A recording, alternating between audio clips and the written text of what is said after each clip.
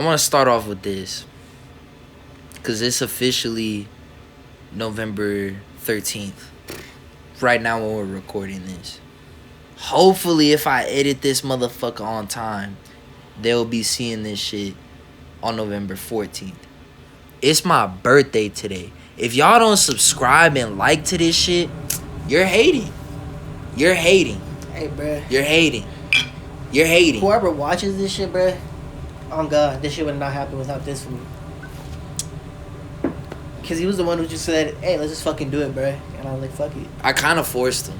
I kind of forced him. Yeah. I kind of forced it. I kind of roped you into it. You didn't really have a choice. Hey, man. And here we are. Week 17. That's fire. That's fire. That, man. Bro, that's crazy, man. That's crazy. That's beautiful. Oh, man. We have had a blast. We really have. And I'll tell you what. It sucks. It does suck that we got to start on a bit of a negative note. But we got to start where we got to start, bro. the mighty Arsenal, man. Oh, man. Who, coming into the season, there was so much hope for you guys, man. Even I, as a Man United fan, just by the nature of me hating Man City as much as I do, I was kind of hoping, hey, you guys have been in it for the last couple years. Players are more mature. This could be the year. And, dude, what the fuck? The loss to Newcastle, like, there's random losses that happen here and there in the season, okay. But then losing to Inter in the Champions League. But, like, all right, Inter have been really good in Europe this season. So, all right, fair enough. You know, Inter are decent. And then drawing to Chelsea, which is, like, not only a rival in the Premier League this season with how they've been playing, like, table-wise. But, bro, that's a London rival right there, too. Like, damn, man. This last couple weeks for Arsenal has been fucking brutal. How we feeling? As the Arsenal fan on the panel here, how we feeling? I know, I'm putting you under some pressure. For Newcastle, bro, I don't know.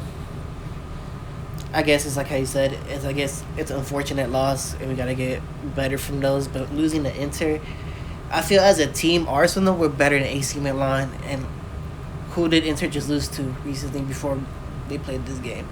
They just lost their derby. So I don't know, bro. Arteta is getting really, really close to like starting to be under some pressure. You think? I feel like, yeah, man. Like, come on, bro. Because at a certain point, if you can't get it over the line, like, this is one thing as a fan. This Chelsea game should have been a statement. Should have been, no, we're here to actually win this shit. No bullshit. Bullshit aside, whatever happened this past 2 games, fucking we'll recover from this shit. But we ended up drawing to probably one of the worst Chelseas we've probably seen, like, in the last few years and shit.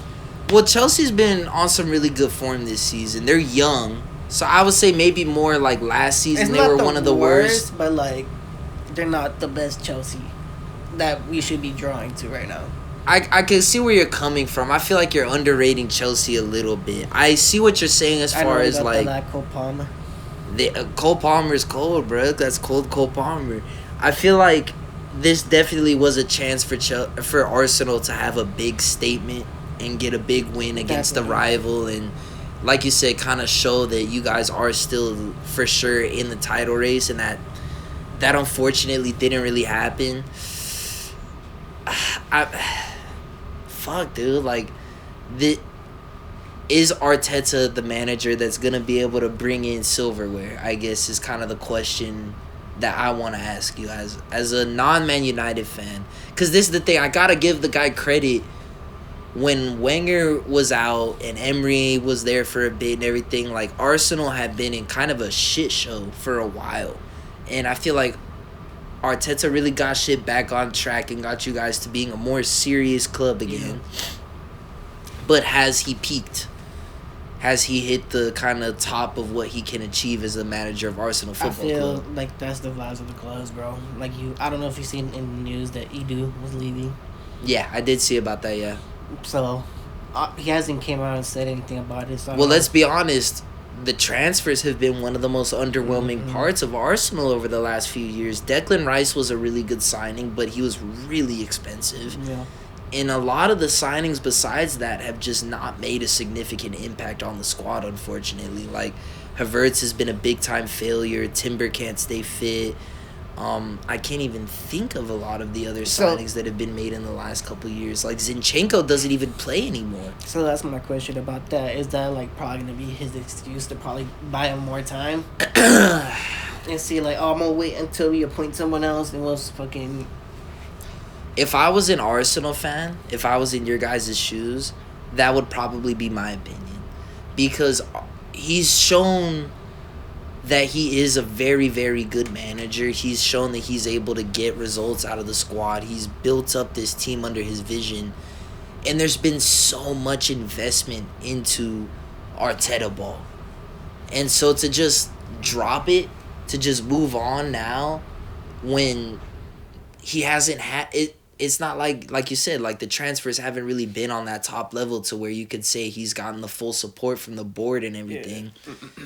I feel like if you give him a chance, really it's that 9 position that's the biggest issue for me, because your guys' midfield is pretty solid when Odegaard is fit. So maybe like a rotational creative midfielder. But really it's the 9 spot that if he had a top level striker, even just a decent striker, I would be interested to see like what this Arsenal team looks like. And so maybe you give him another year, like calendar-wise, not like full season next season, but give him until like next Christmas and see what happens in the transfer market in January and so summer. Much right now and like yeah. That's the thing that sucks, is that this would have been the season for sure. But again, like, to me, that's on your guys' board. That's on the signings that you guys have made and haven't made. Like, I've been saying it this whole time, all season, in the transfer window before the season, last season. We've all been saying this team needs a striker, and it hasn't happened yet. I don't know what the fuck is going on at the club to where that hasn't happened, but it feels like you guys are missing a chance for sure. It feels like you guys are missing out on a big chance to have done something special this season, bruh. So what are your thoughts on the squad overall right now? Because the players that should be stepping up right now are not stepping up, bro. Where's Martinelli? Where's Saka? It's been a rough season for those guys for sure. It's been a rough season. Do you think that when Odegaard comes back, that's going to make a significant difference? It's sad, but yes. Do you think it's enough to get you guys back in the title race? Ooh, Liverpool's going to have to slip up pretty bad. I feel like that's possible. Because I've been really surprised with Liverpool's form. I feel like they have kind of a bad run at some point that could happen. Their new manager's cooking right now, bro. If they have any injuries to any of those players, we've seen how quickly it goes to shit, though. So if that happens, and even then, like, I just don't see that they keep up this super great form for the rest of the season. I feel like that would be really, really impressive. That one, yeah, bro. Like I said, Liverpool will have to start slipping up. I don't know, man. I don't know. It's tough, man. We put ourselves in a tough fucking position with the draws and the losses, bro. That's rough, bro. We do not look like a title-winning team with that. Just fucking draw, fucking scoreboard, whatever the fuck you call it. Fucking draw, loss, draw, loss, draw, loss. Yeah. I'm curious. So I know we're at the international break now, but when we come out of it, honestly, it's not a super easy run.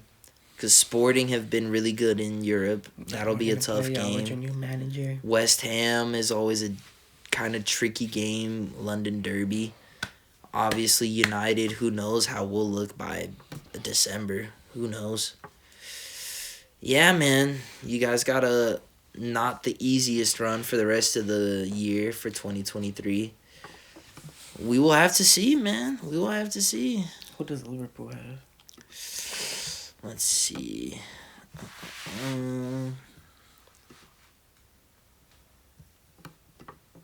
They've got Southampton as their first Premier League fixture, Real Madrid in the Champions League, Damn. and then 4 days later they play Man City in the Premier League. That's pretty brutal. That is pretty fucking brutal. Newcastle, Girona in the Champions League is a decently tough game.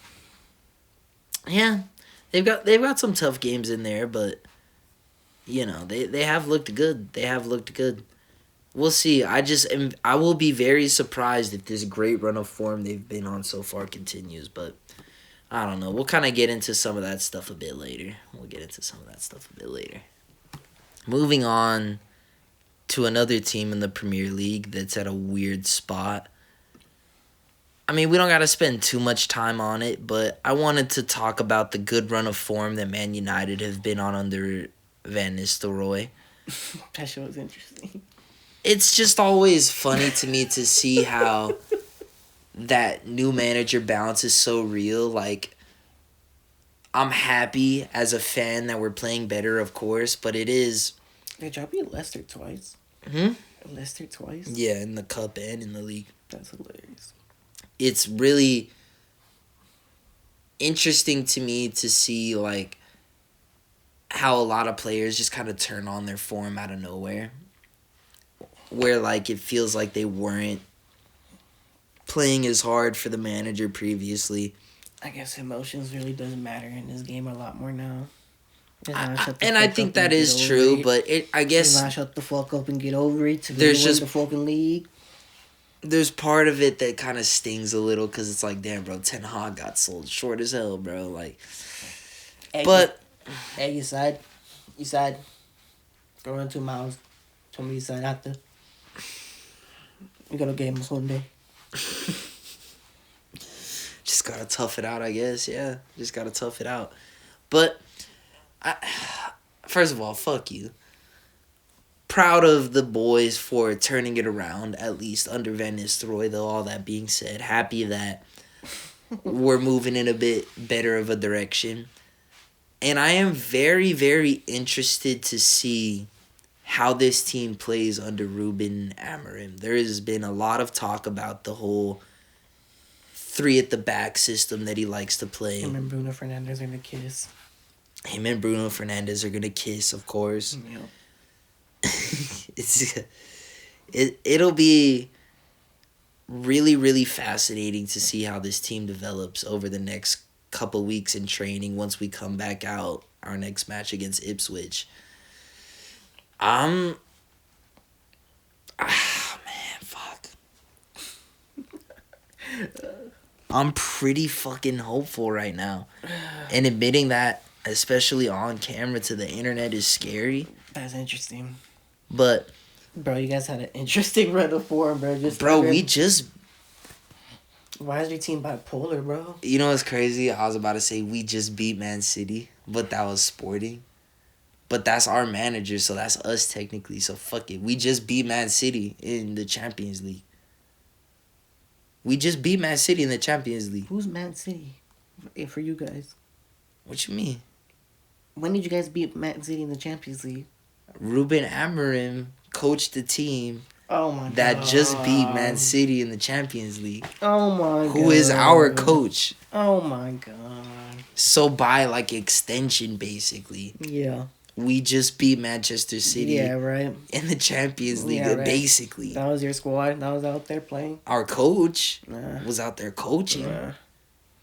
Okay. Players. Right. So I'm feeling pretty good about that. I'm feeling like the vibes are pretty high. I'm pretty bought into Amorim overall. The dude just does... I hate to say like these Gen Alpha terms and shit, but like he just does have aura. He does not. He does have aura. He just does. He really does. How old is that fool? Like probably 16. Did you see Did you see the picture of that fool when he pulled up to the training ground in his Monclizzy coat with his Prada hoodie and shit? This fool's fly as fuck. This was just a hype beast, bro. You probably picked that up from the Japanese fucking... Fuck it, that shit hard. That shit hard. He put out the Monclisi on him, boy. Look, bro. I've never seen Arteta in a Monclisi. I've never seen fucking Hansi Flick in a Monclisi, bro.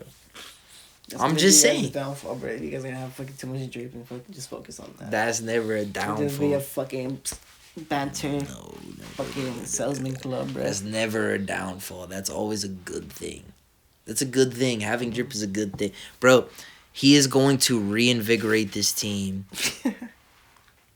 We've got the athleticism at the back to pull off the 3 at the back system. Who's the 3 in the back? You got Martinez on the left, De Ligt on the center or on the right, and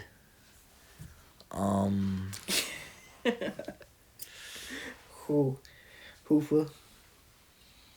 Probably Lindelof is the third one. Ew. Lindelof is good. Ew. What the fuck? Nah, bruh. Maybe Maguire. That's what's missing around so bad right Maybe now. Harry Maguire. Fuck nah, bruh. That fool's made of fucking glass. Hell nah. So, And when this fool gets healthy, Lenny Yoro, boom, put him in there too. Chilling. Looking fire. Looking fire. Okay. Right. Then we got Matsuraoui, Delos, Shaw, if he ever gets fit, as our wingback options. Malacia, if he ever gets fit, as a wingback option. That's fire. Who's your sentiments? Fire. Well, Yeah. Kobe Mainu can just do everything. And Ugarte can do everything. Ugarte's ass, though. Nah, bro. He was cooking his last fucking match. So was looking good against Leicester. Cooking their shit. You're tripping. We got Ugarte. We got Mount that we could go throw in there sometimes. And then we got Bruno, who's going to look beautiful in the 10 up there. I think Diallo is going to look good in that kind of more advanced spot. You're gonna suck. We'll see how Rashford's Yeah, able to suck. perform, bruh. Nah, man. Trust. You're not ready for the Y'all are transition. trash. You're not ready for the transition, bruh. I just wanted to shout out the fact that we're about to fucking take over, bruh. We're about to take over. Because look at this, bro. We got straight up all easy-ass games for the rest of this season.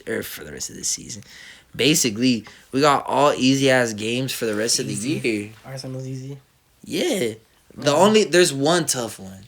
We got to play City on December 15th. Every other game is an easy-ass game. No comp at all. At all. Right. Especially on December 4th. No comp. No comp. Dog shit ass team, actually. Bro, y'all might not even have Arteta as your manager by then. That fool might be with Ten Hag on Indeed. Facts, bro. I don't know, bro. Man United might be back. Don't look now. Look, man. We have plenty of time to climb up in the table, too. We're right there, bro. We're right there. Right there, where? We're right there. To 7th place. Nah, bro. We're right there in 13th. I know. You trying to get to 7th place? And we'll end up in probably 5th, bro. 5th or 4th. Motherfuckers are 13th, bro. We're going to straight up jump at least 10 spots on the table. That's fucking... That never gets old, bro. Damn near 10 spots on the table. Right now, watch. 3rd place. Damn near, I said. Damn near. 3rd place. I said damn near. Maybe not. Yeah, we're going to 10. fucking fight for 7th place. Bro, fuck you, bro. We'll probably still have more trophies than Arsenal, too. And what? Carabao Cup, congratulations, bro. Tu? FA Cup, congratulations, bro. That's not even his FA Cup. He took over halfway through the season. That don't count. That fool doesn't even have an FA Cup to me. Trophyless. Ten Hag cooked them. I just want to see Garnacho and Saka put all their trophies on the table and see what's going on. Saka's going to pull up a Champions League and a Premier League. When? After, bro. The season, bro. Okay. We'll see about that. We'll see about that. FC Barcelona, at least. First loss, bro. Which is what it is. I don't know what more you want to say about. Damn, just that's it? Because it's your second loss of the season. So. I mean, it kind of sucks more because we're going on a fucking streak. How much games was it? Like 11 games without losing or something like that? It was a good amount. You guys were doing good. Real Sociedad. First time losing to them in 8 years. It was a tough loss, bro. It was a tough loss. Ansu Fati didn't play, which is really interesting. That like how much of a difference he makes in the team. You said Ansu Fati didn't play? I'm not Ansu Fati.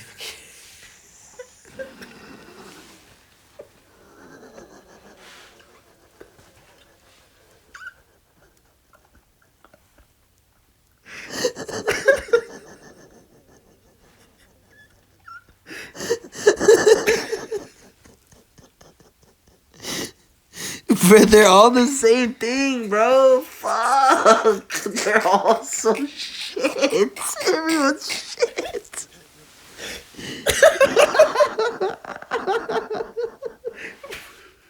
No, man. No. They're the same thing, bro. You guys are tricking yourselves again. Oh no, this That fool's gonna play for Brighton. Oh, So fucking Ansu my Fati God, didn't play. That's a surprising one. that is not. Oh my god. Yamal also didn't play, which is interesting. They benched both of them, their kids, which is crazy. Bro, I cannot.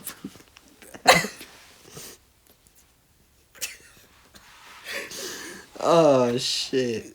Oh, dear fucking ass. Fucking let me keep going for a minute. He said, oh, I'm too funny. It legitimately took a second to register. Like, I heard you say it, and I was like, wait, what? And then I like really processed it, and then it really hit me. Like, no, yeah, he was for sure not talking about Fati. Oh, fuck. Well, Alright. Jesus. Okay. All of that aside. No way that's going in. Fuck off. Oh, it is. No, Fuck yeah, it not. is. Fuck yeah, it is. No, it's... Fuck yeah, it is.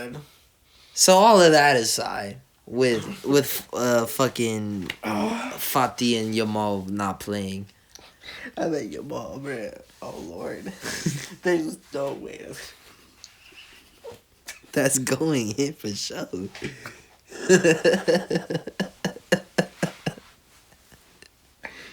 Oh, bro. There's no difference. Okay. Oh God, fuck. Fucking Do you feel like you guys lack depth? Oh. Trying to get this back on track here, cause every time he doesn't play and like Rafinha doesn't play and like if that front three doesn't play, you guys are kind of a lot worse. I mean, I don't know. Like you can't even substitute one of those three, or it all kind of goes to shit, which is tough because one of those three players is like a little ass kid who still has to do his homework. One of those players is a Brazilian, which we know how that goes. Those guys are never fully fit for a full season. That's pretty rare. And one of those guys is an old ass man from Poland. So I feel like it's not gonna be very likely that all three of them are fit consistently throughout the entire season. Like we just saw, Yamal had to get rotated. So are you worried as a Barca fan? Because you're on the panel, for those who haven't been with us before, you are the diehard Barca fan here. Are you a bit worried that your lack of depth might be a problem as the season continues to progress and you guys need to rotate more often. Because it will be a thing that you'll have to play lineups like this throughout the season. I mean, I don't know, bro. Is that a fair question? It's a fair question, but at the same time, I guess it's a cop-out answer, but it's hard to do with the budget. Like, I don't know what more we can sign at this moment to try to compete with other teams that have more in-depth players and shit. Can I counter that with where was Danny Olmo at today on this game? Because it's not like there's no money.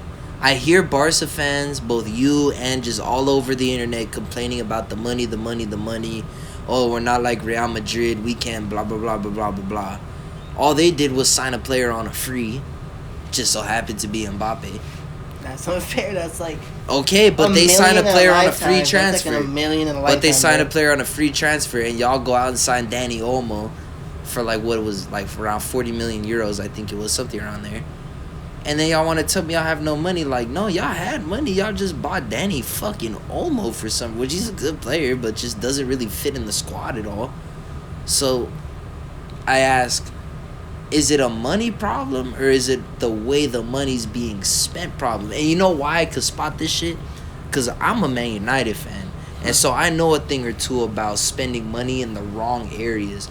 Many times over the last decade, 10, 12 years or so that I've been watching Man United, have we been like a pretty solid squad, maybe just a couple players away from being legitimately competitive, and we blow that money in completely the wrong ways. I kind of worry that you guys are doing a similar thing where you and this last summer were like a couple players away from being like legitimately really competitive, not only in La Liga but in Europe as well. But instead of making the smarter signings, go for Danny Olmos and that type of shit. What is your thoughts about that? Then who are you saying we should have signed then? I mean, there's like so many good wingers out there in the world. Like, that's one of the most overpopulated positions in world football right now. So I feel like there's so many different wingers that you guys could have got. Like, just literally in this match, you guys played up against Mikel Oyarzabal and Kubo. Those are both really good players that I feel like Barca could use. Okay. Like, there's good wingers all around the world. So I feel like if Barca just added a little depth there, because you don't want to be relying on a kid as young as Yamal to play 30-plus games a season. Realistically, you should want to be, and this is one of the problems I've had with Man United and how we've been developing Garnacho, is I feel like we've over-relied on him a bit in his like teenage years and younger years, still in his 20s. Like, these young players, I feel like you want to mix them in slowly so their bodies can fully develop and they can really adjust to the game. Like, look at how like a Man City got Phil Foden adjusted to top level football. To me, that's like the perfect way to do it, and I think I will be proven right when Phil Foden is still at the top level into his like mid-late 30s. And a lot of other players, like, no, I'm not trying to be fucked up here, but like a Lamine Yamal, I won't be surprised if he's crashing out with injuries and shit by like his mid-late 20s. You always been saying that. Why do you always say that, bro? What's up with you? Same shit with Pedri, same shit with a lot of, like, even Menu is an example, Garnacho. Like, just when you start overplaying players in their younger years, like, I look at Wayne Rooney as a Man United fan who, like, was playing week in, week out since he was, like, 16, 17 years old in the Premier League, first with Everton and then with Man United.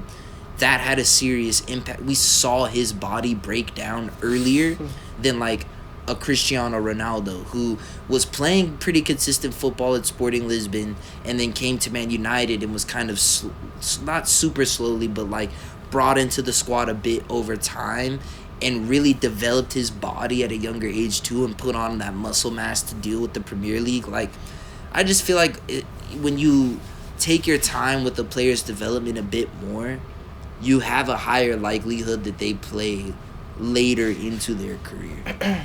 You know what I mean? When you start putting a lot of heavy miles on a player's body super young, I think that's where you get a higher likelihood of just frequent injuries throughout their career. The most position I really feel you right now is the striker position. Like, we definitely could have used a striker like we could have subbed in and made like some type of impact. At least put some pressure on the keeper. At least get some type of pressure going, different from how Lewandowski was playing. Because I don't know, it was a substitute probably for Ron or some shit like that. Yeah. And no, bro, he can't do that. Yeah. Yeah. So probably that's the only position. You don't think would- winger? Winger, that would be my second option. I think Nah, striker, I mean, you bro. need both, but I feel like the winger option would be decent if you had a striker. okay. It would get us Okay. through these games. Okay. I worry that the depth, and not even just there. I've talked about your depth and your back line. I don't think it's the best. And the depth in the midfield is a little shaky. Like if Pedri all of a sudden isn't fit, shit gets wild. Look at the goalkeeper position. Luckily, that's worked out really well for you guys so far this season. Like Yeah, when fucking Ter Stegen got big hurt, smoker, we bro. thought that was fucking it. You got the big smoker. the We big thought that was toker. it. But I mean, so far it's worked out. I Did guess he I play this just game or no? He's still no, it was kicking? Pena. But I just worry that going like later into the season, the lack of depth is gonna become more and more of an issue for Barca. I guess that's it. I just worry about that. But hey, man, you guys are still overall in a good spot in the league. Still in a good spot, decent in Europe. I guess you can't be too mad about it. Hey, man, we're Let's take a FTB, look at some and of we're these better games than you got coming up over here. Nothing too wild. Celta Vigo, mhm. Nothing too wild. I feel like you guys should be able to take care of these. Brest has been doing good. They actually have been one of the surprise teams in the Champions League, but maybe you guys will be the team to bring them back down to earth. Damn, man. Fuck, man. We'll see, man. We'll see. Damn, bruh. He's got Barca, bro. You guys fucking suck, bro. Come on, bro. You beat me off. Bro, Darn. Mbappe's better. What'd he do, though? What'd he do? Did he score? Finney's better. Then who? Everyone. No. He won the Ballon d'Or. I'm sure he did. In my heart. Mm. Fucking Rodri. Rodri. Busquets would have won it. He was playing back in this day. Yeah. Yep. Busquets would have won the Ballon d'Or. Oh, shit. Forgot my shit.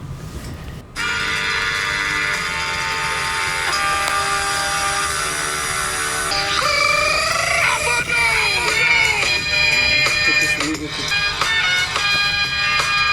Run it to the camera now. Take it off.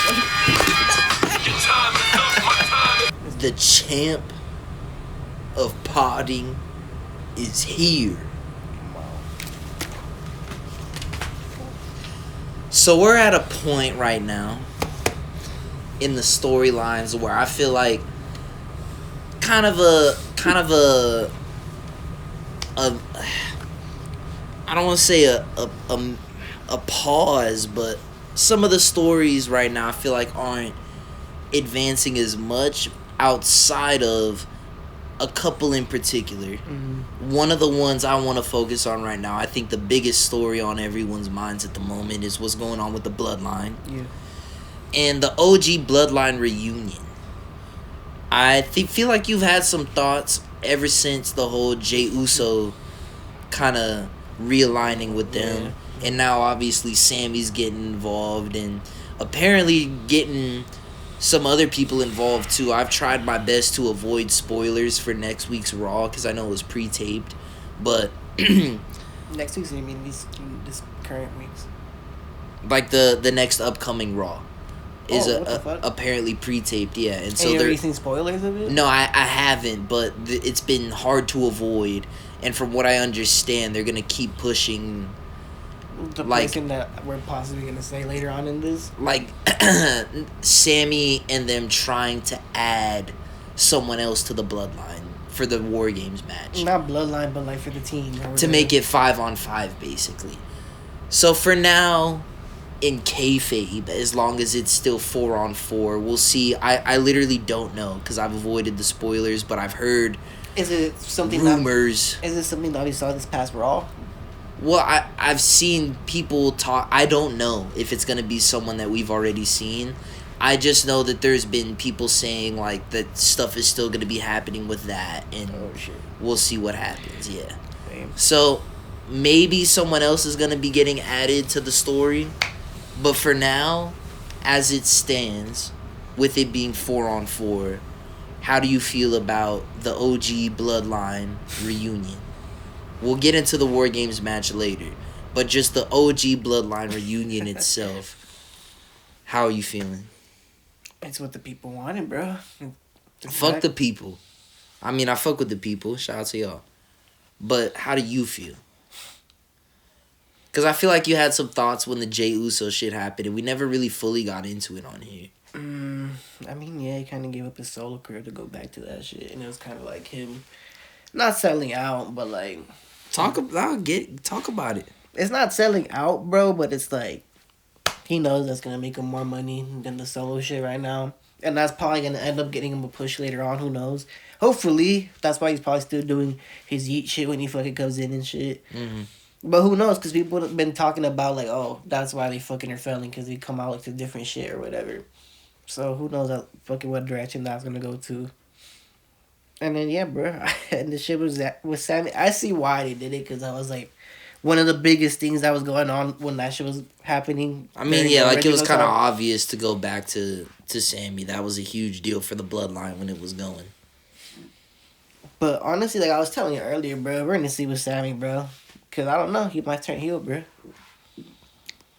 You think Sammy might legit turn on the OG Bloodline? Who knows, bro? I don't know, man. Not on Jay, but probably it's either Jimmy or fucking Roman again, bro.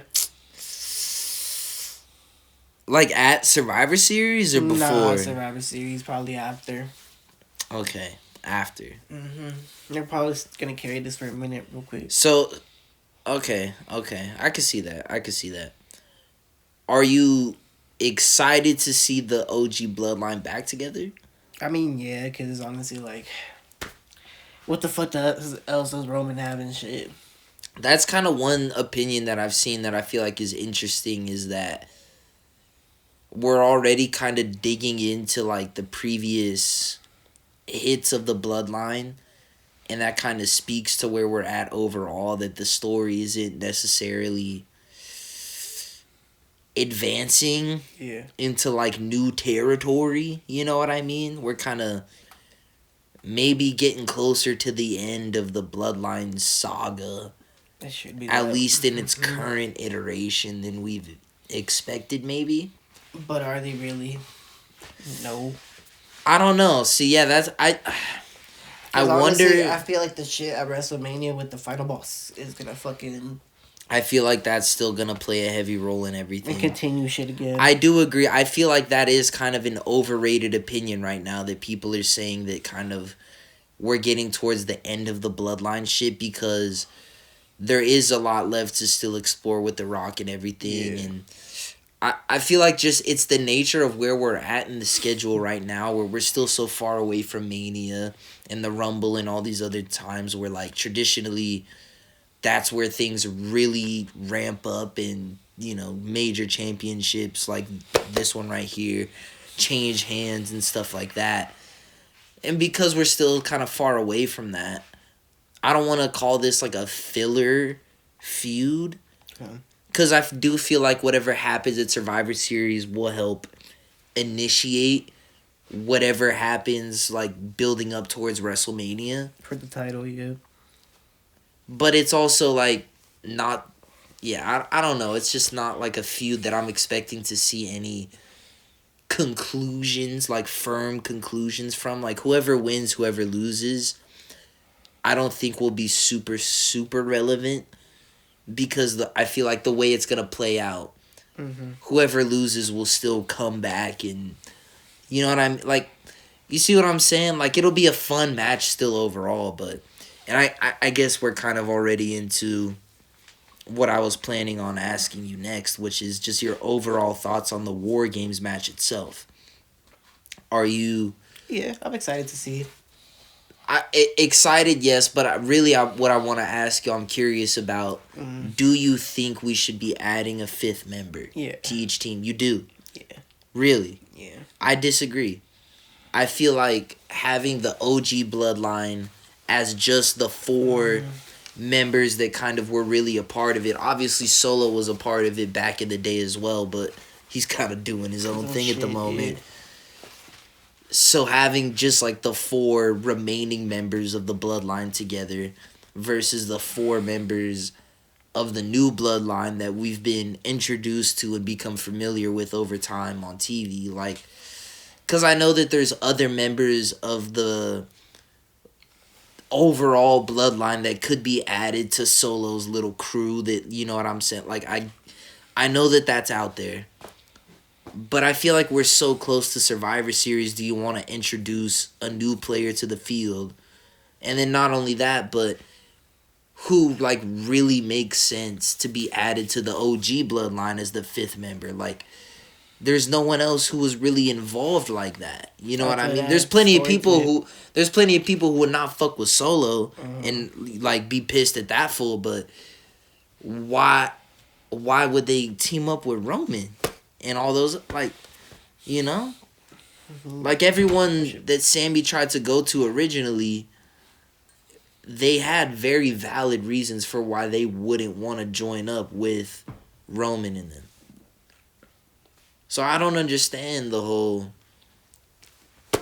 I guess, yeah, just this whole Bloodline 2.0 shit that we're doing right now. It's going to be a surprise. That's going to be how they're going to do it again. I don't know. But, like, why a surprise? Who's going to... Because I want it to make sense. Because so far, everything has made a lot of sense. And I think the 4-on-4 just makes perfect sense. Okay. I think it works so well.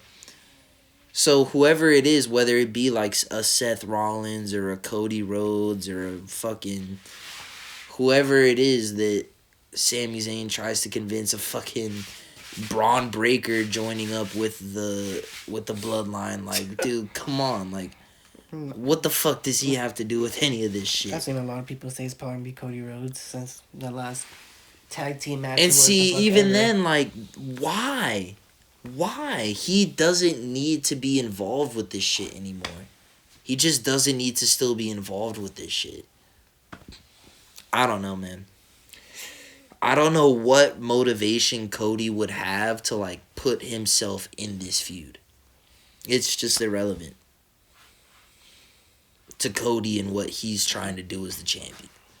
He just has to be part of the Bloodline storyline. But why? Because it's going to be time for the final boss. The bad blood shit, you could kind of justify, like, they made it make sense.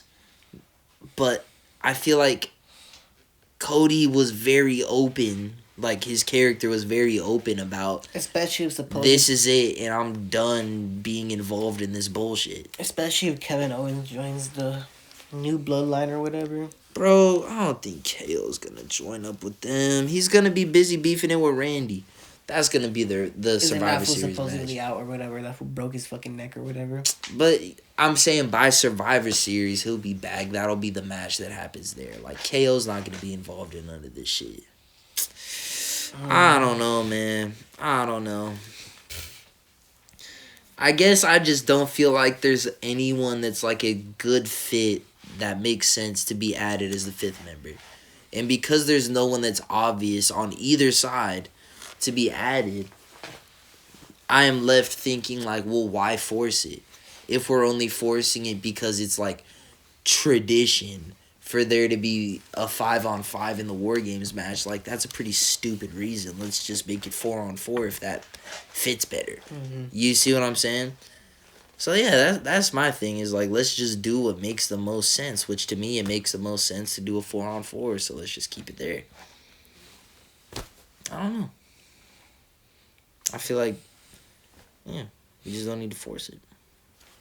In professional wrestling, Luis, what is it all about at the end of the day? What is everyone fighting for? What is everyone trying to achieve? Title, bro. One of these right here. One of these. They say entertain the people, but you first got to get the title, bro.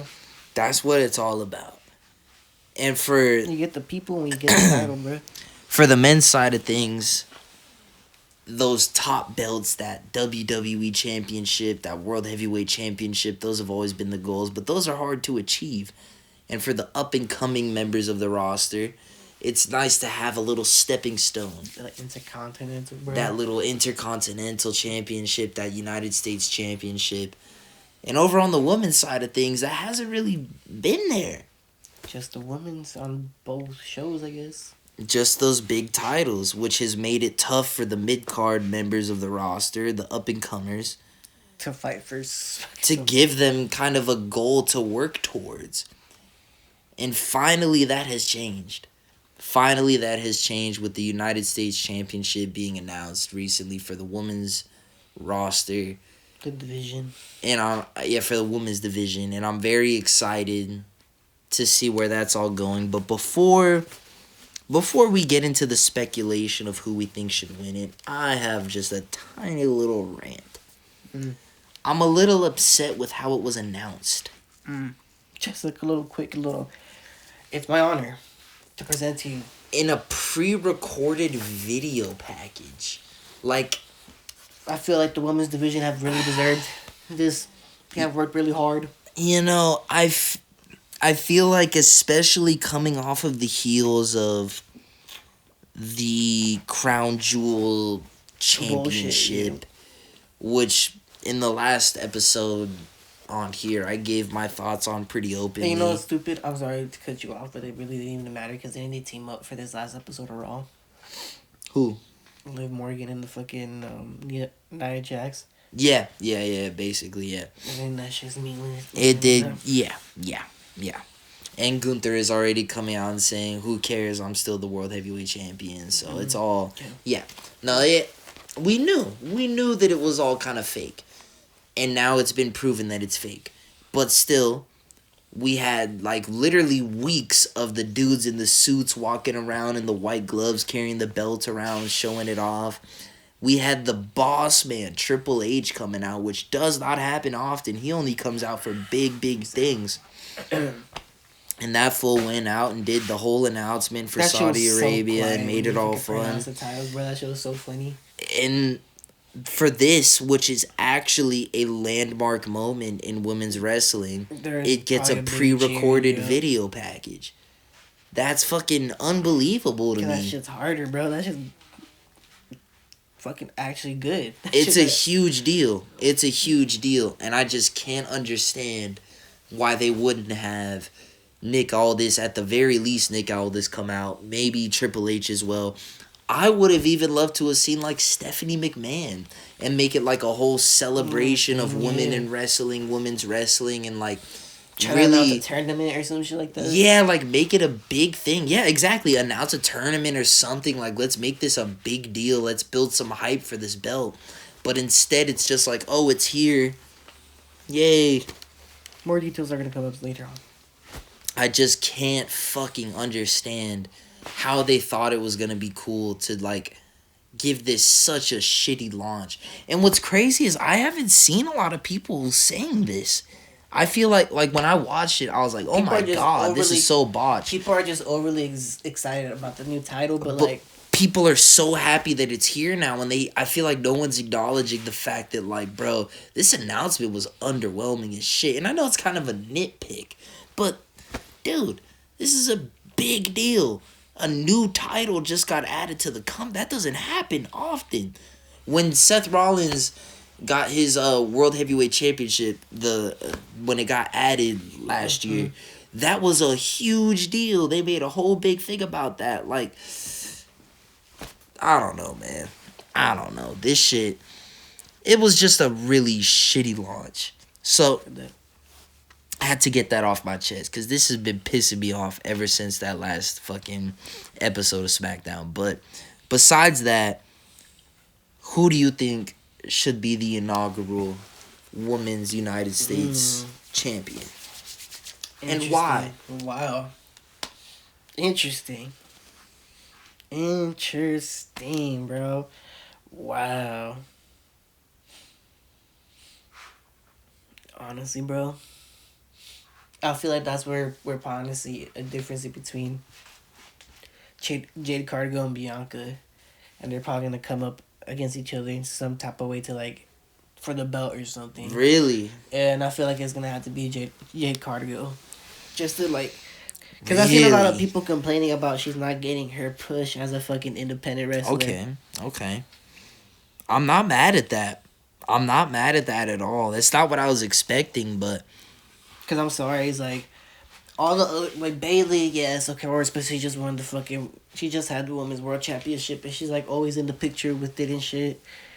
Fucking Io Sky for some reason again is in the fucking picture with who is she gonna? She's gonna wrestle Nia Jax, no, she's gonna wrestle fucking Liv Morgan, no. I think so, yeah. Yeah. I mean, I do hear you on the Jade Cargill It's gonna have to shout. be like a big statement for the fucking first time who has the title, and then whoever has it. Of course, it's not gonna be bullshit, but it's still gonna be like, oh, Because we've A been landmark seeing and it shit. get kind of teased a little bit slowly the last few weeks that Yeah. breakup is kind of somewhere on the horizon soon with And like Jade and Bianca. they kind of just buried it right now with all the shit that's probably gonna happen with. Is that interesting War Games match probably we probably saw on this Raw. That's what I also felt like we were seeing teased for the first time was the potential War Games match. teams, Yeah. yep. Interesting. Very interesting. So my assumption was that Jesus fucking Christ. This is what happens when you record at 2 a.m. Can't hang chat. That's crazy. Man, In the chat, but can't fuck hang. y'all didn't see shit. Fuck you. Yeah, okay. Don't judge me. I'm the Chat. fucking You can't hang. champ. Let's get Eli can't hang in the chat. So, what I had kind of assumed is that yes, the turn between Jade and Bianca was inevitable, but I felt like that's such a huge match that you wanted to save that for like literally like a Mania. And so I figured the turn would happen somewhere around the Rumble or Rumble season. You. So this would be kind of early for my initial expectations.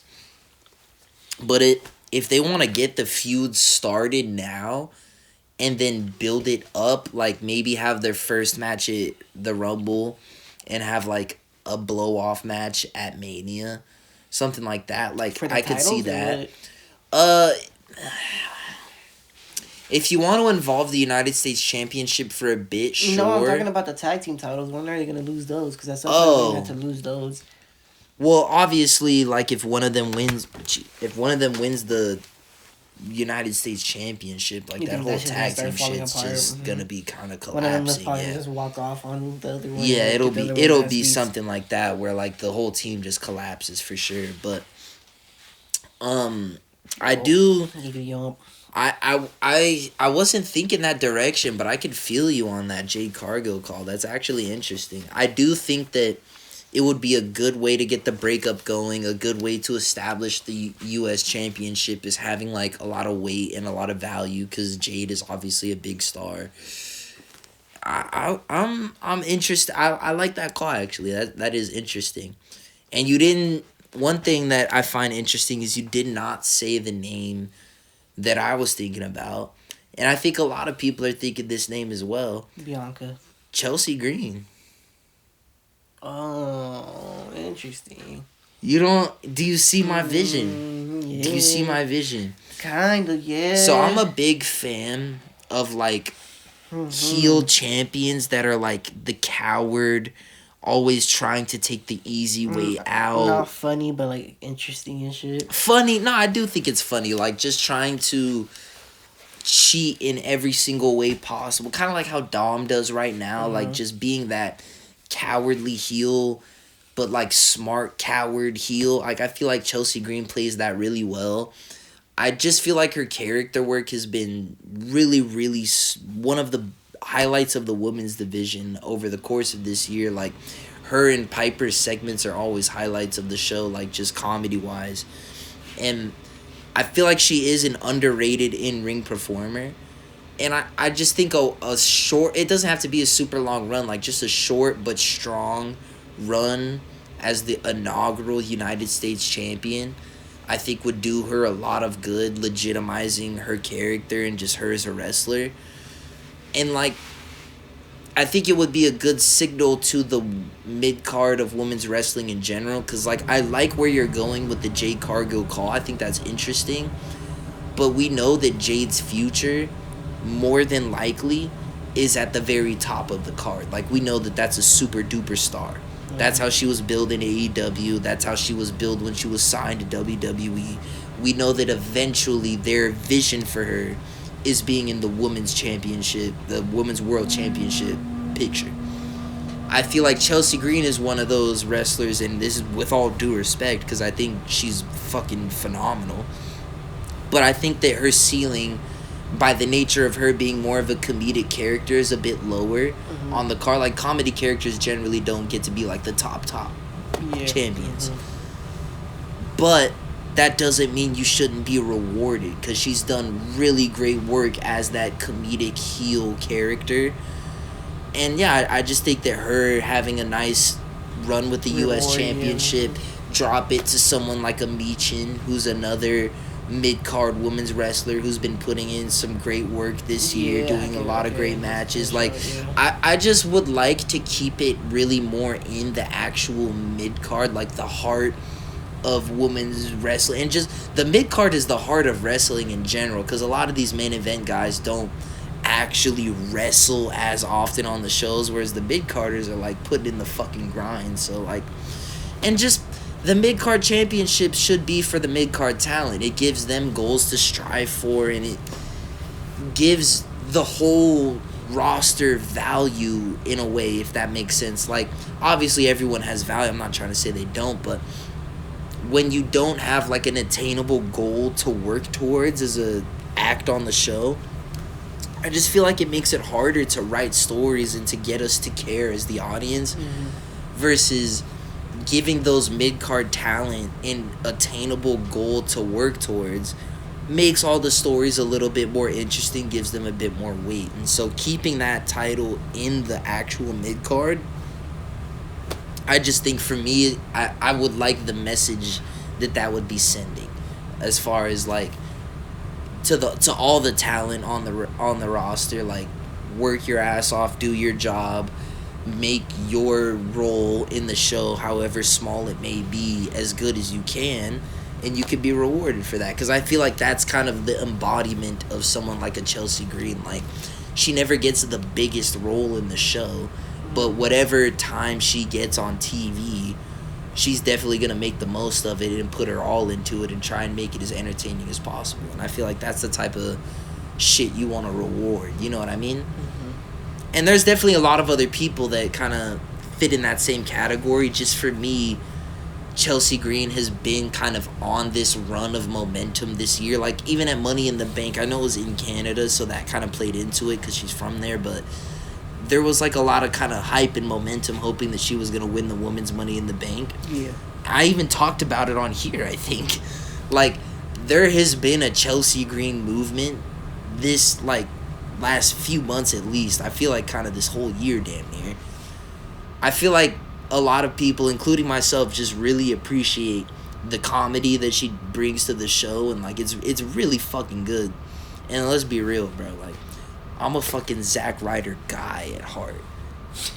And fucking, you know, if you're married to Matt Cardona, dude, like, you got my fucking respect. Wow. You know what I'm saying? Wow. So fucking go get that shit, dude. Get the championship that Zack Ryder always deserved.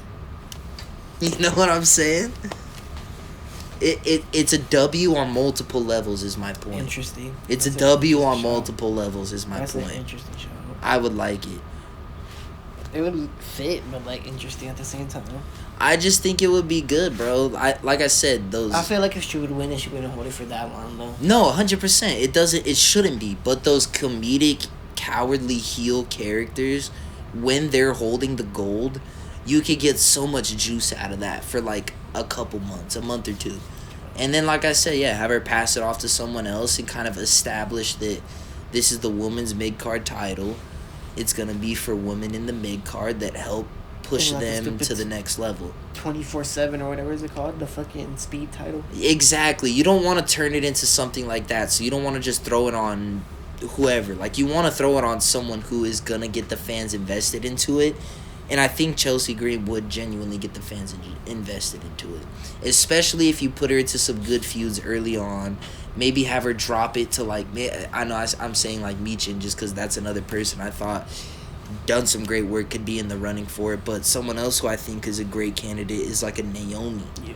If you want to kind of establish it as a bit more of a top-level belt, because Naomi's a former world champion in her own right. She's got a great career across multiple promotions as a wrestler. Like, that would be another person that, you know, you give Chelsea the start with it to really establish it as, like, in the women's mid-card.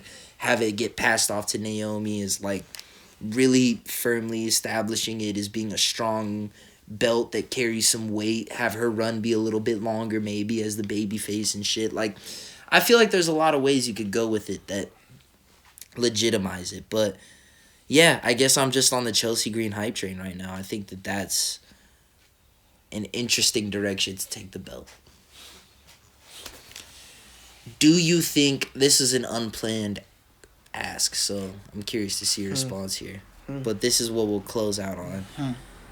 Do you think that we should be also adding an Intercontinental Championship on Raw? That was kind of what I was expecting this for Monday Night Raw. Me too. I was surprised it didn't happen. They're probably going to announce an Intercontinental. So that answers my question. I think you are in agreement with me that, yeah, like, it probably needs to happen. I just don't understand why you do one and not the other. Like, it just wouldn't make sense. And it'll just literally make the women's division so much fucking better, bro. No, 100%. 100%. You could argue that there's a stronger women's mid-card on Raw. All the crazy matches they already do with just no title. All this shit. That's what I was going to say. On Raw, the women's division is actually really, really, really stacked. So, like, you could definitely do some really interesting shit with the Women's Intercontinental Championship. And especially, I'll tell you what, with that little bit of blue that they added on it recently, the one Braun Breaker has, I don't know if you saw, they added, like, a little blue on the globe part. If you make the strap itself white, you're getting damn close to that IC title that I grew up on watching. The one that the dashing Cody Rhodes used to walk around with and shit. That is a beauty. And so the Women's Intercontinental Championship belt might fuck around and be the best looking belt on the fucking show at the moment. So just for aesthetics, we need it because the belt's going to be sick. But for the show as well, outside of that, I think it would be a very... I like you said, I'm surprised as hell that they didn't just go ahead and... Just like how they poorly announced Hollywood. I know, yeah. Like, you couldn't record fucking Adam Pearce talking real quick for 30 seconds in his office. Yeah. Here at WWE, we pride ourselves on being on the forefront of women's wrestling. Like, dude, I could have written you a script in 30 seconds. Fucking... Okay, whatever. I hope that they do a bit better of a job announcing. But then if you, like, make a big show out of announcing the Intercontinental and not that one, it makes that one look shit. So now you just have to make it a shitty video package to make it all... Yeah, man. Yep. Why did they do that? Because they don't care. God damn. They don't care. Watch, they're probably going to show that they care now, but... Because you watch our podcast and shit, but... They didn't not care. Bro, watch it. They like have some big ass like ceremony for that shit now, bro. Watch. That would blow me. Bro, I'll fucking Triple H, if you watch it, bro, just Adam Pearce, bro. Hit me. Just hit me. Who's the other fucking I got some ideas. Who's the other fucking bloke on SmackDown? First of all, let's bring this one back. This is my favorite. And when it spun around too, this one has a fucking... Oh, that was the best. I'll tell you a funny story. This is how we'll end it. When I was a kid, I had this. This was a great gift from my parents. I was thrilled with this. I'll tell you what. But one of my favorite guys was Edge. Oh. and he had his with the rated With R. star, yeah. And so I went on Google and I found a picture of like the logo. You printed that shit out. I printed that shit out and I cut it out like a circle and I taped it on here. You can still see the little scuff mark on here. I'm dead from the fucking. That's from the tape. And I had the rated R on this bitch. Because I was the rated R champion.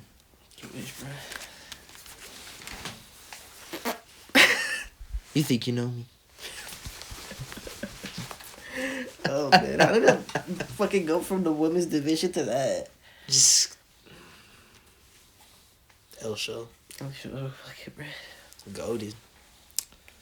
We fucking goated.